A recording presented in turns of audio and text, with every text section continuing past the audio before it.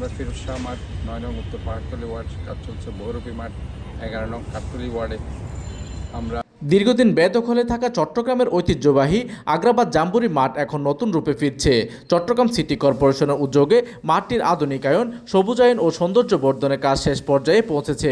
খুব শীঘ্রই মাঠটির আনুষ্ঠানিক উদ্বোধন করা হবে এবং তা নগরবাসীর জন্য উন্মুক্ত করে দেওয়া হবে। রোববার চট্টগ্রাম সিটি কর্পোরেশনের মেয়র ডক্টর শাহাদাত হোসেন মাঠটির উন্নয়ন কাজের অগ্রগতি পরিদর্শন করেন। এই সময় তিনি প্রকল্পের গুণগত মান বজায় রেখে দ্রুত কাজ সম্পন্ন করার নির্দেশ দেন।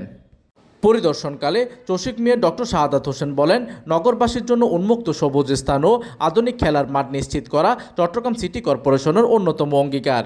এই লক্ষ্যে নগরের 41টি ওয়ার্ডে 41টি খেলার মাঠ নির্মাণ ও উন্নয়নের উদ্যোগ নেওয়া হয়েছে। ইতিমধ্যে অনেক মাঠের কাজ সম্পন্ন হয়েছে এবং পর্যায়ক্রমে সেগুলো জনসাধারণের জন্য উন্মুক্ত করা হচ্ছে। চসিক মেয়র আশা প্রকাশ করেন, আগ্রাবাদ জাম্বুরি মাঠ উদ্বোধনের পর এটি নগরবাসীর জন্য অন্যতম প্রিয় উন্মুক্ত স্থান ও ক্রীড়া কেন্দ্র হিসেবে প্রতিষ্ঠিত হবে এবং চট্টগ্রামের ক্রীড়া ও সামাজিক কর্মকাণ্ডে নতুন মাত্রা যোগ করবে।